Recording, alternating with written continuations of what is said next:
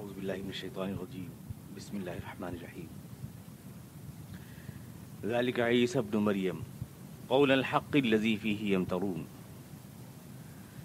ما كان لله ان يتخذ من ولد سبحانه اذا قضى امرا فانما يقول له كن فيكون وان الله ربي وربكم فاعبدوه هذا صراط مستقيم فاختلف الاحزاب من بينهم فويل للذين كفروا من مشهد يوم عظيم اسمع بهم وابصر يوم يأتوننا لكن الظالمون اليوم في ضلال مبين وأنذرهم يوم الحسرة إذ قضي الأمر وهم في غفلة وهم لا يؤمنون إنا نحن نرث الأرض ومن عليها وإلينا يرجعون واذكر في الكتاب إبراهيم إنه كان صديقا نبيا إذ قال لأبيه يا أبت لم تعبد ما لا يسمع ولا يبصر ولا يغني عنك شيئا يا أبت إني قد جاءني من العلم ما لم يأتك فاتبعني أهدك صراطا سويا يا أبت لا تعبد الشيطان إن الشيطان كان للرحمن عصيا يا أبت إني أخاف أن يمسك عذاب من الرحمن فتكون للشيطان وليا قال أراغب أنت عن آلهتي يا إبراهيم لئن لم تنته لأرجمنك واهجرني مليا قال سلام عليك سأستغفر لك ربي إنه كان بي حفيا وأعتزلكم وما تدعون من دون الله وأدعو ربي عسى ألا أكون بدعاء ربي شقيا فلما اعتزلهم وما يعبدون من دون الله وهبنا له إسحاق ويعقوب وكلا جعلنا نبيا ووهبنا لهم من رحمتنا وجعلنا لهم لسان صدق عليا.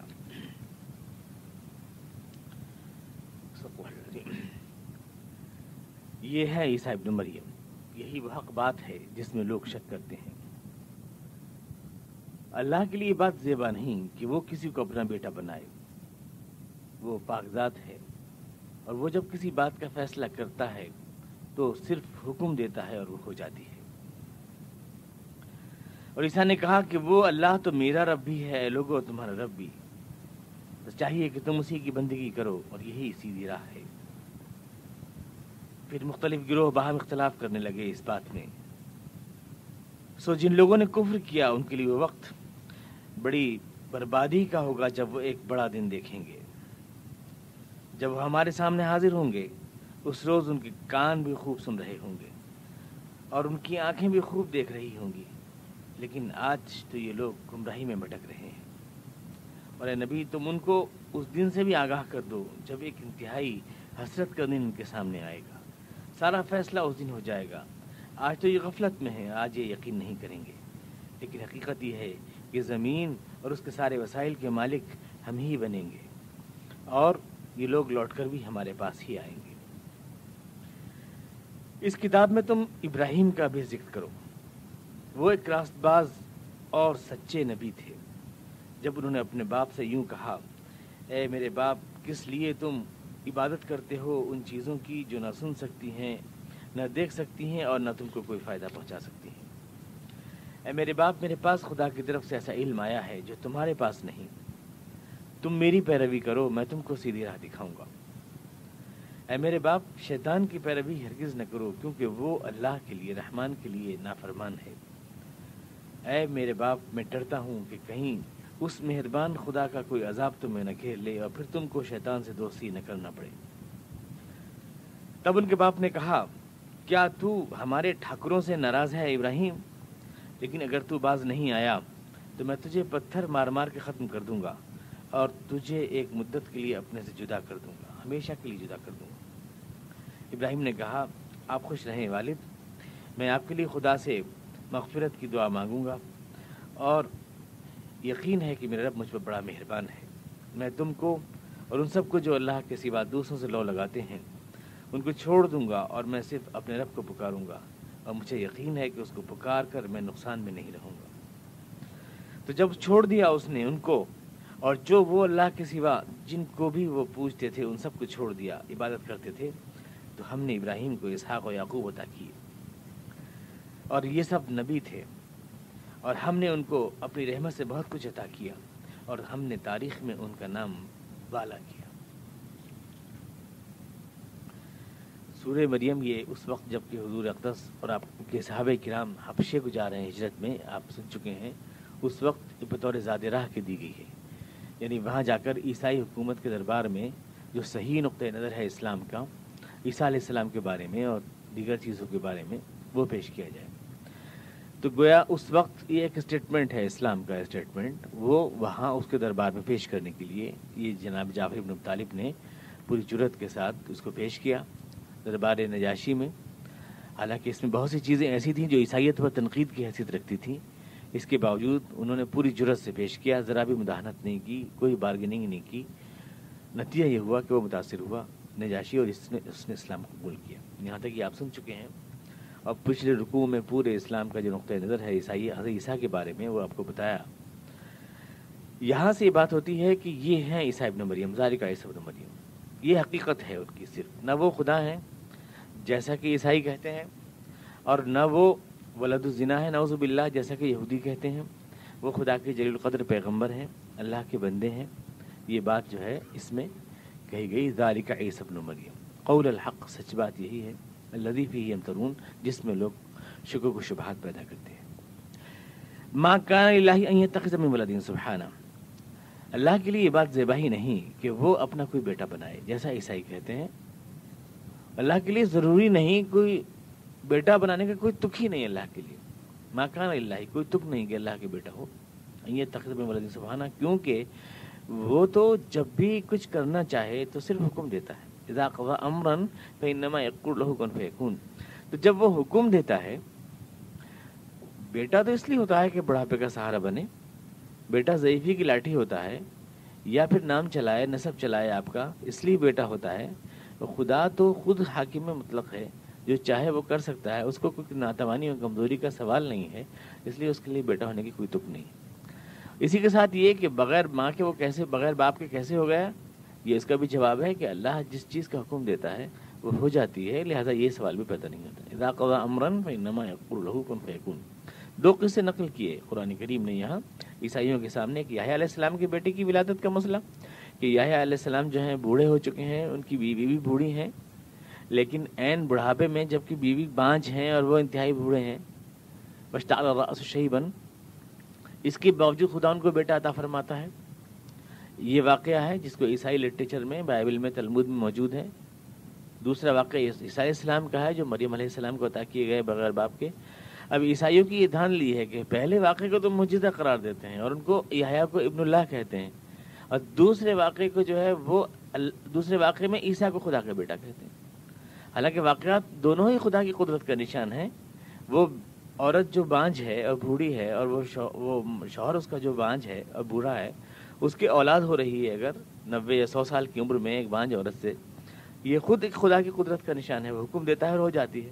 لیکن یہ فرق کرتے ہیں دونوں واقعات میں، یحییٰ کی پیدائش کو تو معجزہ مانتے ہیں اور ان کو اللہ کا بیٹا، اللہ کا بندہ کہتے ہیں، بیٹا نہیں کہتے، اور عیسیٰ علیہ السلام کی پیدائش کو معجزہ نہیں مانتے بلکہ ان کو خدا کا بیٹا کہتے ہیں۔ تو یہ فرق آخر کس لیے، جبکہ یہ بھی اللہ کے حکم سے ہے اور وہ بھی اللہ کے حکم سے ہے۔ یہ بات اللہ نے فرمائی، وہ فیصلہ کرتا ہے، حکم دیتا ہے اور وہ ہو جاتی ہے۔ ان اللہ ربی و ربکم فاعبدوہ، یہ پیغام تھا عیسیٰ علیہ السلام کا کہ وہ اللہ میرا بھی رب ہے اور تمہارا بھی رب ہے، اور اے انسانوں تم کو اس کی عبادت کرنا چاہیے۔ اس میں ہوا یہ ہے کہ کوئی صحیح نسخہ انجیل کا موجود نہیں ہے اس وقت، یعنی اصل نسخہ جو سریانی زبان میں نازل ہوا اس کا کوئی ٹیکسٹ موجود نہیں ہے اس وقت دنیا میں، صرف اس کے ٹرانسلیشنز ہیں، جو لیٹن ٹرانسلیشنز ہیں وہ جو موجود ہیں اس ٹائم۔ تو جب اس کا ہیبرو سے ٹرانسلیشن کیا گیا ہے عبرانی زبان سے، تو عبرانی زبان میں اب کا لفظ جو ہے باپ کے لیے بھی آتا ہے اور اب کا لفظ خدا کے لیے بھی آتا ہے۔ مالک کو کہتے ہیں اب، تو چونکہ باپ ہوتا ہے، جیسے اجمان کہتے ہیں مدراس وغیرہ اگر آپ کبھی گئے ہوں، باپ کو بھی اجمان کہتے ہیں، خدا کو بھی اجمان کہتے ہیں، دکان کے مالک کو بھی اجمان کہتے ہیں، مطلب مالک کے معنی میں اجمان بولتے ہیں۔ تو اس طرح سے ہیبرو میں اب بولتے ہیں، اب رب کے معنی میں بولتے ہیں۔ عیسیٰ علیہ السلام نے اگر یوں کہا کہ وہ میرا بھی باپ ہے، تو اب کہا کہ میرا بھی اب ہے تمہارا بھی اب ہے، ملتا جلتا ہے، ہیبرو عربی سے بہت ملتی ہے۔ اب رب کو اب کہیں گے، مثلا سلام کو شالوم کہیں گے، تھوڑا سا پروننسیشن بدل جاتا ہے، الفاظ تقریباً یکساں رہتے ہیں۔ تو اس میں انہوں نے کہا اب، ترجمہ کرنے والوں نے اب کا ترجمہ کر دیا باپ، حالانکہ اس کا ترجمہ رب بھی ہو سکتا تھا۔ تو صحیح جو بات کہی تھی عیسیٰ علیہ السلام نے، اس کو قرآن پیش کر رہا ہے کہ انہوں نے یوں کہا تھا کہ وہ میرا بھی رب ہے تمہارا بھی رب ہے، یہ نہیں کہا تھا کہ وہ میرا بھی باپ ہے تمہارا بھی باپ ہے۔ اور پھر ایک بات نہیں سوچتے عیسائی لوگ، اور کوئی عیسائی اگر آپ کو ملے تو آپ اس سے پوچھیں کہ اگر عیسیٰ علیہ السلام نے یہی کہا تھا کہ وہ میرا بھی باپ ہے اور تمہارا بھی باپ ہے، تو پھر صرف عیسیٰ علیہ السلام ہی خدا کے بیٹے تھوڑی ہوئے، پھر تو ہم بھی خدا کے بیٹے ہوئے۔ جب یہی جملہ ہے تو پھر تو آخر ہم خدا کے بیٹے تو قرار دیتے نہیں اپنے آپ کو، اور اس جملے کی روشنی میں آپ عیسیٰ علیہ السلام کو خدا کا بیٹا قرار دیتے ہیں، تو یہ تو ایک دھاندلی کی بات ہے۔ قرآن کریم اس صحیح جملے کو پیش کر رہا ہے کہ انہوں نے یوں کہا تھا کہ ان اللہ ربی و ربکم، وہ میرا بھی پروردگار ہے وہ تمہارا بھی پروردگار ہے، فاعبدوہ، اور تم کو اسی کی عبادت کرنا چاہیے۔ انہوں نے خود کو خدا کا بیٹا نہیں کہا تھا، خدا کا بندہ کہا تھا۔ ھذا صراط مستقیم، یہی سیدھا راستہ ہے، یہ میسج ہے۔ اگر تم سچے عیسائی ہو تو ان کی اس بات کو ماننا چاہیے۔ فاختلف الاحزاب من بینہم، لیکن ان کے بعد عیسیٰ علیہ السلام کے بعد ان کی پارٹیاں آپس میں لڑ پڑیں۔ عیسائیوں میں دو گروپ ہو گئے، ایک پروٹسٹنٹ ہیں ایک کیتھولک ہیں، دونوں نے الگ الگ، دونوں کسی نے ایک پروٹسٹنٹ تو کہنے لگے وہ خدا کے بیٹے ہیں، اور کیتھولک کہنے لگے کہ وہ خدا ہی ہیں، یعنی خود خدا ہیں وہ۔ دونوں میں اختلاف ہو گیا، مریم کو جو ہے مریم کی بھی خدائی کے قائل ہو گئے، آپس میں جھگڑا کرنے لگے ان کے بارے میں۔ فویل للذین کفروا من مشہد یوم عظیم، افسوس ہے لوگوں پر جب اس بڑے دن وہ ایک اللہ کے بڑے عذاب کا معائنہ کریں گے، اس کے نتیجے میں جو اللہ کی ناراضگی ان کے سامنے آئے گی۔ اسمع بہم ابصر، اس دن ان کی آنکھیں، ان کے کان بہت تیز ہو جائیں گے، بڑا سن رہے ہوں گے اس دن، بڑا دیکھ رہے ہوں گے اس دن، یعنی اس دن تو خوب آنکھیں اور کان خوب کام کر رہے ہوں گے۔ یوم یاتوننا، اس دن لاکن الظالمون الیوم فی ضلال مبین، لیکن آج ان اندھوں کو کچھ نہ سنائی دیتا ہے، نہ کچھ دکھائی دیتا ہے، نہ کوئی دلیل ان کی سمجھ میں آتی ہے۔ وانذرہم یوم الحسرہ، لیکن اے اللہ کے رسول ان کو آپ ڈرا دیجئے حسرت کے دن سے، یعنی ایک ایسے دن جس دن ان کو ہاتھ ملنا پڑے گا۔ عام طور سے اس کا جو ترجمہ اور جو تفسیروں میں ملے گا، حسرت یوم الحسرت سے مراد جو ہے قیامت کا ہی دن مراد لیا گیا ہے، کہ قیامت کے دن جو انسان افسوس میں ہاتھ ملے گا کہ کاش میں نے زندگی اللہ کے احکامات کے مطابق بسر کی ہوتی۔ لیکن اگر آپ عربی اسلوب سے واقف ہیں تو یہاں پر قیامت کا ذکر تو اوپر کی آیت میں آ چکا ہے، یعنی افسوس ہے اس دن جس دن یہ لوگ خدا کے سامنے حاضر کیے جائیں گے، اور اس دن ان کی آنکھیں بہت کام کریں گی، کان بہت تیز کام کریں گے، اور اس روز یہ خدا کے حضور اپنے سارے اعمال کا اور اقوال کا جواب دیں گے۔ یہ قیامت کا تذکرہ آ چکا ہے۔ اب اس کے بعد مزید کس چیز سے ڈرایا جا رہا ہے، یہ کوئی دوسری چیز ہے۔ وَأَنذِرْهُمْ، اور ان کو ڈرا دیجئے حسرت کے دن سے بھی، یوم الحسرت، اس قضی الامر، جب اس جھگڑے کا فیصلہ ہو جائے گا کہ حق کون ہے، مسلمان یا عیسائی۔ وَهُمْ فِي غَفْلَةٍ وَهُمْ لَا يُؤْمِنُونَ، آج تو یہ کامیابیوں کے نشے میں چور ہیں، سرشار ہیں، آج یہ یقین نہیں کریں گے۔ اس سے مراد کیا ہے؟ جن حالات میں یہ صورت نازل ہوئی، ان حالات میں مسلمان مکے کے اندر بہت ہی پریشانی کی حالت میں تھے۔ حضور اقدس علیہ تسلیم جو ہے اور آپ کے صحابہ کرام ان حالات سے دوچار تھے کہ تقریباً ان کا مکمل بائیکاٹ کیا جا چکا تھا، معاشی بائیکاٹ، مقاطع ان کا ہو چکا تھا، ان سے کوئی بولتا چالتا نہیں تھا۔ چند لوگ تھے صرف مکے کے اندر جو اس بات کو کہہ رہے تھے، 15 20 30 لوگ، صرف اتنے سارے لوگ رہے ہوں گے، بس اتنے سے لوگ تھے۔ تو اتنے لوگ جو اس بات کو کہہ رہے تھے تو ان کی کوئی آواز نہیں تھی، اور جو سب ہر ایک جو ہے ان کے اوپر اعتراض اور ہر ایک پتھر مارنا اور ہر ایک کیچڑ پھینکنا اپنے لیے آسان سمجھتا تھا مسلمانوں کے لیے۔ اسی میں لے میں ملاتے تھے اہل کتاب، یہ عیسائی اور یہودی سارے لوگ جتنی بھی لے میں ملاتے تھے۔ قرآن نے ایک طرف تو عذاب سے ڈرایا، دوسری طرف ایک آگاہی بھی دی ہے۔ وَأَنذِرْهُمْ، اس کو اگلی آیت سے ملا کے پڑھیں تو بات سمجھ میں آ جاتی ہے۔ وَأَنذِرْهُمْ يَوْمَ الْحَسْرَةِ، پہلے آپ دیکھیں مسلمانوں نے اس کے ٹھیک 100 یا 150 برس کے اندر، یا بلکہ اس سے بھی پہلے 30 یا 40 برس کے اندر مسلمانوں نے جب اپنی تلواروں سے لوٹ کے پھینک دیا پورے رومن امپائر کو، عیسائیوں کی پوری حکومتوں کو، تو اس وقت بیت المقدس چھوڑتے وقت بادشاہ روم میں جو الفاظ کہے تو وہ کہتے ہائے افسوس کا دن، ہائے افسوس کا دن، اے بیت المقدس تجھ سے ہم ہمیشہ کے لیے جدا ہوتے ہیں، یہ کہا۔ اگر آپ غور کریں تو اصل میں یہی وہ حسرت کا دن ہے۔ یہ کہا جا رہا ہے کہ آخرت میں تو جو ان کو عذاب ہونا ہے سو ہونا ہے، اے رسول ان کو دنیا میں بھی ان کے انجام سے آگاہ کر دیجئے کہ ان کو سوائے کفِ افسوس ملنے کے یہاں ناکامی کے علاوہ کچھ ہاتھ آنے والا نہیں ہے۔ ایک افسوس کا دن ان کی تقدیر میں ہے، ان کو ڈرا دیجئے اس قضی الامر جب طے ہو جائے گا کہ ہم میں سے کون سی جماعت غالب رہنے والی ہے۔ وَهُمْ فِي غَفْلَةٍ، آج تو یہ اپنی طاقت کے نشے میں چور ہیں، غفلت میں ہیں۔ لا یؤمنون، آج تو یقین نہیں کریں گے۔ انا نحن نرث الارض، لیکن زمین کے مالک ہم بنیں گے۔ ومن علیہا، اور جو کچھ زمین پر ہے اس کے مالک ہم بنیں گے۔ اس لفظ اس آیت کا جوڑ کے دیکھیے تو اس کا مطلب یہ ہے کہ دنیا میں ان فلاکت زدہ انسانوں کو جو 23 یا 35 کی تعداد میں تھے، جو کامیابیاں آنے والے برسوں میں ملنے والی تھیں اور جو ناکامیابیاں ان کو عیسائیوں کو ملنے والی تھیں، قرآن نے اس کی طرف اشارہ کیا۔ آخرت میں جو ہونا ہے، لیکن یہاں بھی ان کی تقدیر میں یوم حسرت کے سوا کچھ نہیں ہے۔ زمین اس کے سارے وسائل کا مالک ہم کو بننا ہے۔ انا نحن نرث الارض ومن علیہا، ہم بنیں گے مالک، وراثت میں ہمیں ملے گی زمین اور اس کے سارے وسائل، اور یہ لوگ کبھی افسوس ملتے رہ جائیں گے، ان کے پاس حسرت کے دن کے علاوہ اور کچھ نہیں ہوگا۔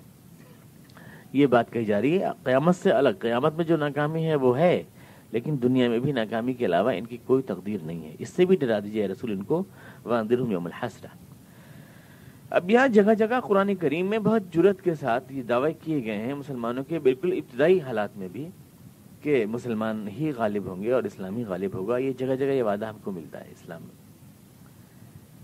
خود رسولوں کے سلسلے میں قرآن کریم میں تمام رسولوں کے بارے میں ملتا ہے کہ کتب اللہ لاغلبن انا ورسلی، میں نے یہ بات لکھ دی ہے، تقدیر میں لکھ دی ہے، کتب اللہ لکھ دی ہے، لاغلبن کہ میں ہی غالب آؤں گا، وانا میں ورسلی اور میرے رسول ہی غالب آئیں گے۔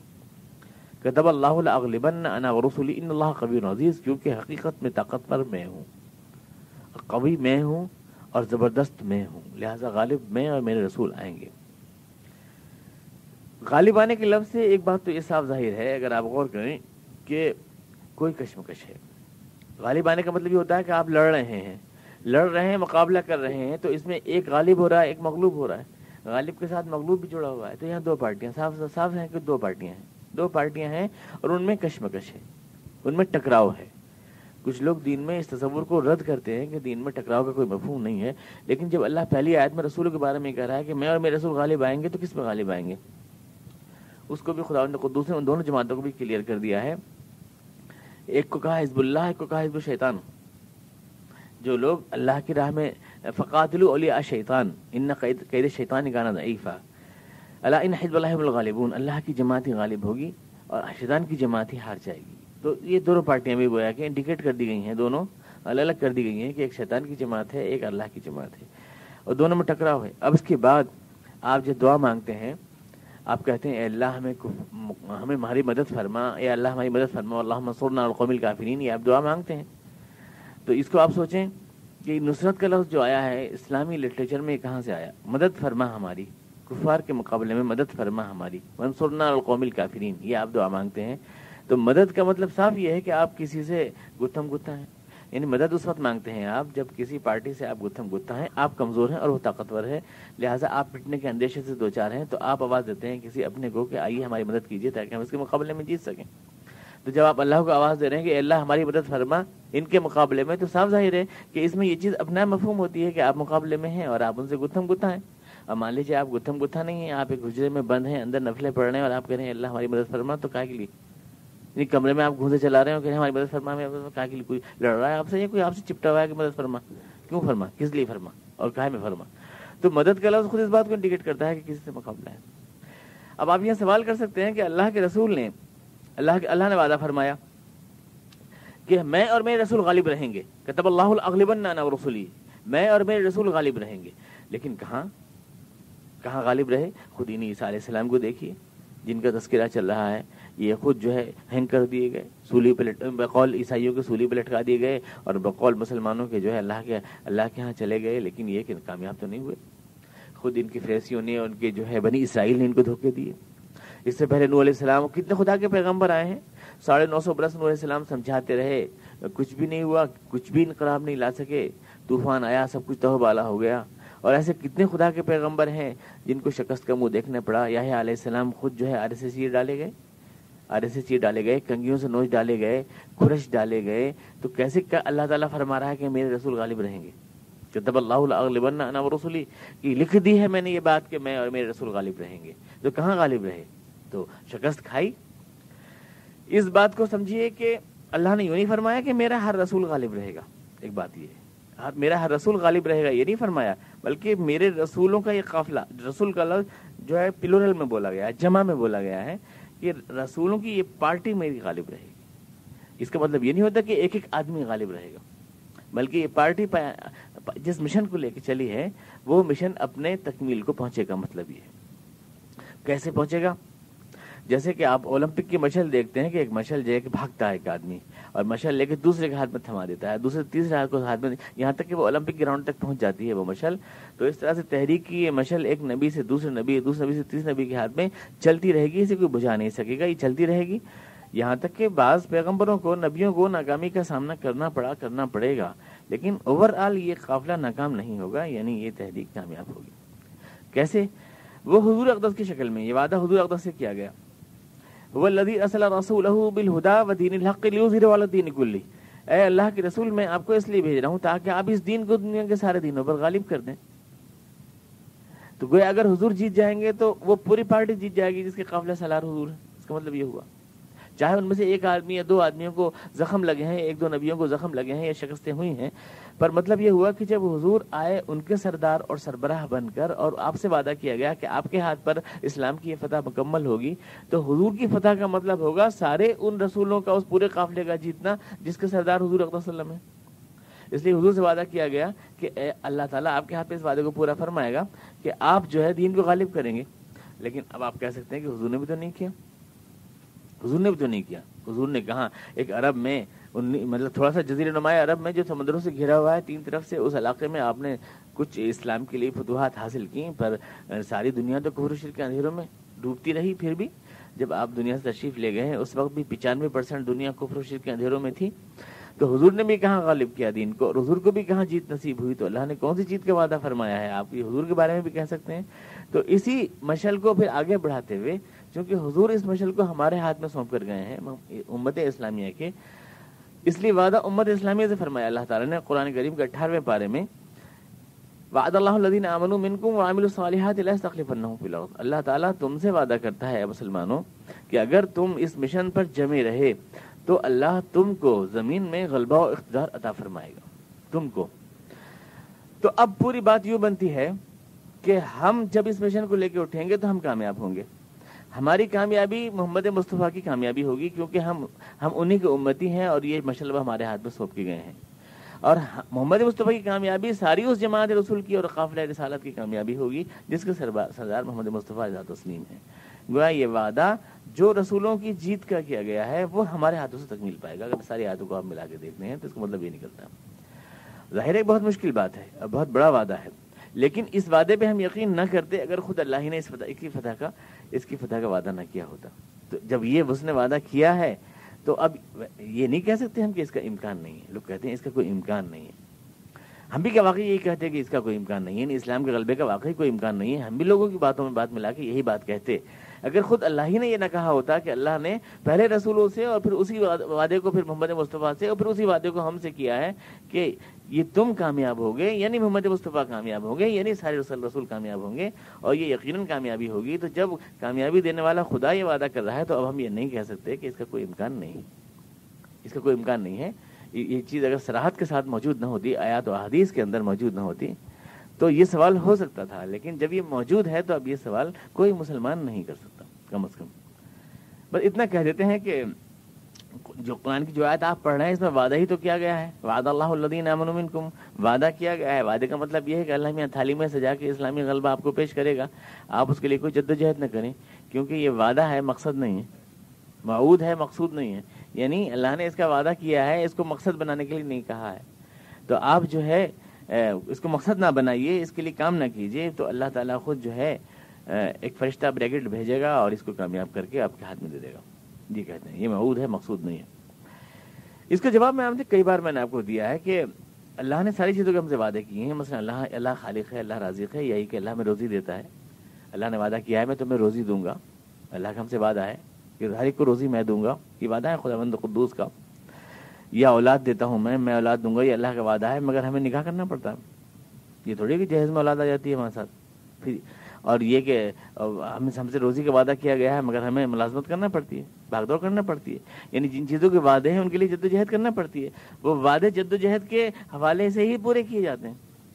اللہ نے ہر پرندے کو اللہ تعالیٰ دانا دیتا ہے، لیکن دانا پرندے کی چونچ میں نہیں جاتا ہے، پرندہ دانے کے پاس جاتا ہے. یہ اللہ تبارک تعالیٰ نے اصول بنایا اس کائنات کا.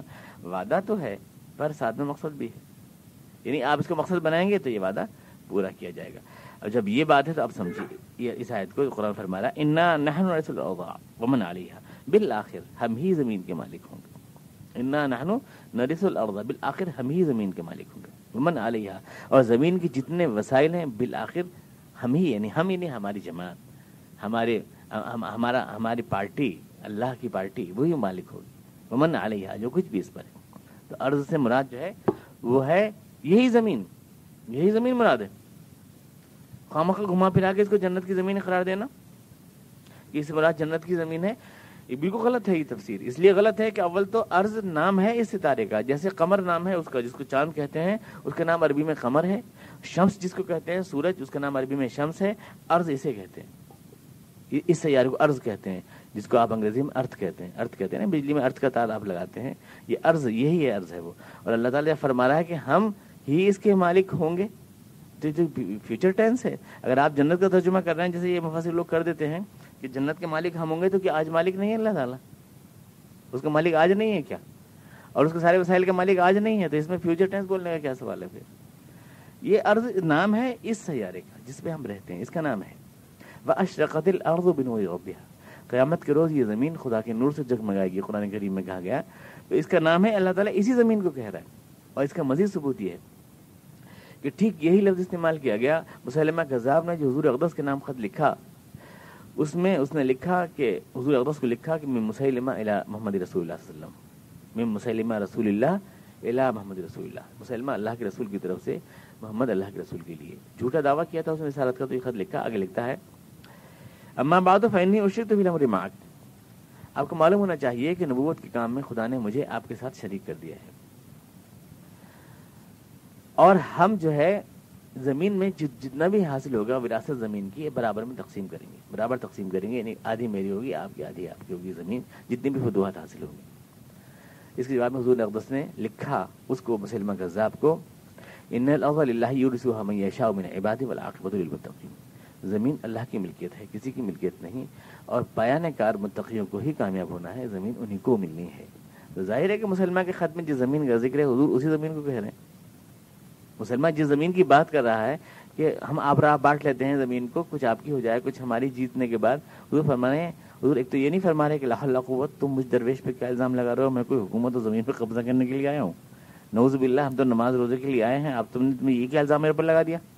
ایسا کچھ جواب نہیں دینا ہے, بلکہ کہہ رہے ہیں زمین اللہ کی ہے. اور یہ یاد رکھو کہ رزلٹ متقین کے لیے ہے, والعاقبۃ للمتقین, یعنی جو اللہ کے نیک بندے ہیں کامیاب ان کو ہونا ہے. تو زمین سے مراد یہ زمین ہے, یہ زمین مراد ہے زمین سے, نہ کہ کس کو فرضی طور سے کہیں اور اس کا مصداق تلاش کیا جائے. تو یہاں پر صاف طور سے جب عیسائیوں کو خطاب ہے تو یہاں پر اشارہ ہے ان فتوحات کی طرف کہ حضور اقدس سے تربیت پائے ہوئے غلاموں نے 30 یا 40 سال کے عرصے میں قیصر و کسریٰ کے تخت ان کی ٹھوکروں میں آ گئے. دنیا تصور بھی نہیں کر سکتی تھی کہ اس پہ یقین کیا جا سکتا ہے اس چیز کے اوپر. اسی کو اللہ نے فرمایا وَهُمْ فِي غَفْلَةٍ وَهُمْ لَا يُؤْمِنُونَ. آج تو یہ اپنی طاقت کے نشے میں چور ہیں, آج یہ اس پر یقین نہیں کریں گے. وَهُمْ لَا يُؤْمِنُونَ. لیکن یہ کہ زمین کے مالک ہم بنیں گے, ومن علیہا, اور جو اس کے وسائل ہے اس کے مالک ہم بنیں گے, وَإِلَيْنَا يُرْجَعُونَ. پھر ہم ہی سارے ہمارے پاس لوگ آئیں گے, ہم سب مسائل کا فیصلہ کریں گے. وَاذْكُرْ فِي الْكِتَابِ ابراہیم, اور ابراہیم کا تذکرہ کیجئے اس کتاب میں. کیوں کیجئے ابراہیم کا تذکرہ؟ اس لیے کیجئے کہ مسلمان مکے کی سرزمین چھوڑ کر حبشے کی سرزمین جا رہے ہیں. مکہ میں رہنے کے لیے ان کے لیے جگہ نہیں ہے. یہ صورت لے کے نجاشی کے دربار میں پیش کرنے کے لیے جا رہے ہیں. مکے کی سرزمین میں ان کے لیے جگہ نہیں ہے. اپنے اللہ کا کلمہ سربلند کرنے کے لیے مکہ تیار نہیں ہے. اپنے اعزاء, اپنے اقارب کو, اپنے جگر پاروں کو, اپنے بیٹوں کو دھکے دے کے نکال دیا. مکے والوں نے دھکے دے کے نکال دیا صرف اس جرم میں کہ وہ اللہ کے نام لیوا تھے. قرآن یہ بتانا چاہتا ہے یہ کوئی نئی بات نہیں ہے, پرانی تاریخ ہے. ابراہیم کو بھی اللہ کی خاطر اسی طرح اپنے باپ اور اپنے گھر کو چھوڑ کے باہر نکلنا پڑا تھا. آج اگر مسلمان نکل کے حبشہ جا رہے ہیں تو یہ تاریخ اپنے آپ کو ریپیٹ کر رہی ہے. ان کو ابراہیم کا واقعہ یاد دلائیے, وہ کس طرح سے جس خاندان میں پروان چڑھا, جس گھر میں پروان چڑھا, جس قوم نے اس کو آنکھوں پہ بٹھایا, جب اس نے اللہ کی کبریائی کا نعرہ بلند کیا تو اسی قوم نے دھکے دے کے اس کو باہر نکال دیا. تو اس لیے ان کو بتاؤ ابراہیم کے ساتھ کیا ہوا, ابراہیم کا آغاز, ابراہیم کا انجام. آغاز یہ تھا کہ ابراہیم بے یار و مددگار نکلے وہاں سے بس انہوں کا, اور انجام یہ نکلا کہ جعلنا لہم لسان صدق علیہ, تاریخ میں ان کا نام کامیابی کا نشان بن کے جگمگایا. وہی جو اکیلا نکلا اپنا گھر چھوڑ کر، اسی کو تاریخ نے سینے سے لگا کے رکھا. اس لیے ان کے سامنے اے رسول ابراہیم کی مثال پیش کیجیے. آج یہ لوگ جتنے بھی ہیں اولاد ابراہیم، حالانکہ اپنے آپ کو ابراہیم کا ماننے والا کہتے ہیں، مشرکین مکہ ابراہیم کے اولاد کہتے ہیں، پر جو مسلمانوں کے ساتھ یہ کر رہے ہیں وہی ابراہیم کے ساتھ ان کی قوم نے کیا تھا، اور جو اللہ نے ابراہیم کو اس کا صلہ دیا وہی مسلمانوں کو اللہ تعالیٰ صلہ بھی عطا فرمائے گا. اس بات کو سمجھانے کے لیے اللہ فرما رہا ہے کہ عیسیٰ علیہ السلام کے ساتھ یہ تو اہل کتاب کو خطاب تھا، اور اہل کتاب جو کہ مس گائیڈ کر رہے ہیں اور انسپائر کر رہے ہیں مشرکین مکہ کو، ان کو بھی سمجھائیے اور ان کو ابراہیم کا قصہ سنائیے. وذکر فی کتاب ابراہیم، ان کو اے رسول آپ ابراہیم کا قصہ سنائیے. انہ کان صدیقا، وہ ایک سچا رسول تھا، سچا رسول تھا. جو 3 جھوٹ منسوب کیے جاتے ہیں ابراہیم علیہ السلام کی طرف، آپ کو عام طور سے مل جائیں گے تفسیروں میں لکھے ہوئے 3 جھوٹ. قرآن کا لفظ صدیق تینوں کی نفی کر دیتا ہے. صدیق یعنی قرآن پہلی لفظ بول رہا ہے جو آپ کہتے ہیں وہ بات نکل جائے کہ ابراہیم جھوٹ بھی بول سکتے ہیں. انہ کان صدیقا، وہ ایک سچا نبی تھا، یعنی جھوٹ کا اس کی زندگی میں کوئی حصہ نہیں تھا جھوٹ کا اس کی زندگی میں. کون سے 3 جھوٹ ہیں وہ جو عام طور سے آپ کو ملتے ہیں؟ کہ ابراہیم علیہ السلام نے جو ہے اپنی بیوی کو تو بہن کہا دربار میں بادشاہ کے، جب پوچھا کون ہے کہ میری بہن ہے یہ. ستاروں میں، اور جب جانے کو تھے تو یوں کہہ دیا کہ میری طبیعت خراب ہے. ستارے دیکھ کے بولے میری طبیعت خراب ہے، طبیعت خراب نہیں تھی. پھر ایک یہ کہ بت توڑا، بتوں کو اپنے آپ کہہ دیا کہ اس بڑے بت نے توڑا ہے، بڑے بت نے توڑا ہے، بل فعلہ کبیرہم ھذا. یہ 3 جھوٹ ہیں ابراہیم علیہ السلام کے. اس کو پیش کیا جاتا ہے، اس پہ بحثیں ہوتی ہیں. جو لوگ ابراہیم علیہ السلام کو مطالعہ کرتے ہیں شخصیت کا، یہ ان کا اسٹائل ہے واقعی. اور وہ 3 مثالیں ٹھیک ہیں، لیکن ان مثالوں کو آپ سمجھیے، وہ انداز ہے، اس بات کو کوئی نہیں سمجھ سکا. اب مسئلہ یہ کہ شروع سے آتے ابراہیم السلام کے بچپن کی بات آتی ہے کہ انہوں نے ستارہ دیکھا. فلما جن علیہ اللیل رأى کوكبا، رات کا اندھیرا چھایا، ستارہ انہوں نے دیکھا. قال ھذا ربی، کہنے لگے یہ ہے میرا پروردگار. فلما افل قال لا احب الافلین، اور جب ستارہ ڈوب گیا تو انہوں نے کہا ڈوبنے والے خدا نہیں ہو سکتے. فلما رأى القمر بازغا قال ھذا ربی، اور جب سورج نکلا تو چاند نکلا تو بھی یہی کہا. فلما رأى الشمس بازغۃ، اور جب سورج نکلا اس کے بعد تو کہا کہ یہ تو بہت ہی بڑا ہے، یہ ہے میرا خدا. فلما افلت، اور جب وہ بھی ڈوب گیا تو کہا کہ لئن لم یهدنی ربی لاکون من القوم الضالین، اگر میرا پروردگار مجھے ہدایت پہ نہ رکھے تو میں تو بھٹکنے والوں میں شامل ہو جاؤں، یہ کہا. تو اب اس کی عجیب عجیب تفسیریں ہوتی ہیں. ابراہیم السلام ایک غار میں رہتے تھے، کبھی چاند سورج دیکھا نہیں تھا انہوں نے. پہلی بار باہر نکل کے آیا تو چاند دیکھا، سورج دیکھا، ستارہ دیکھا. ستارہ دیکھ کے بولے یہ میرا خدا ہوگا. پھر چاند کو دیکھا، بولے یہ میرا خدا ہوگا، کیونکہ کبھی دیکھا نہیں تھا. ایک غار میں رہتے تھے، کنویں میں بند رہتے تھے. یہ پورا بنانا پڑا اس قصے کے لیے، کیونکہ ابراہیم السلام کے اسٹائل کو نہیں سمجھا. جو خدا کے پیغمبر ہوں کیا وہ کسی وقت بھی شرک کے 2 4 ہو سکتے ہیں؟ کبھی نہیں ہو سکتے. تو یہ سوال کہ ستارے کو خدا کہتے ہیں اپنا، یہ تو پیغمبر سے ممکن ہی نہیں ہے. پھر کیا ہے یہ ابراہیم السلام کا اسٹائل ہے، ایک مطلب ٹانٹنگ جسے کہتے ہیں، طنز کرنے کا. ستارہ دیکھا وہ بڑا چمک رہا ہے، بھائی یہ ہے خدا. واقعی ستارہ پوچھتے تھے نا ان کے قوم کے لوگ، ستارہ پوچھتے تھے ان کے قوم کے لوگ، سورج چاند کو پوچھتے تھے ان کے قوم کے لوگ. تو ستارہ دیکھا تو بولے اوہو بڑا چمک رہا ہے، بھائی یہ ہے خدا، بڑا چمک ہے. تو مذاق، صرف مذاق. یہ نہیں کبھی دیکھا نہیں ہے ستارہ، ہمیشہ دیکھتے آئے ہیں.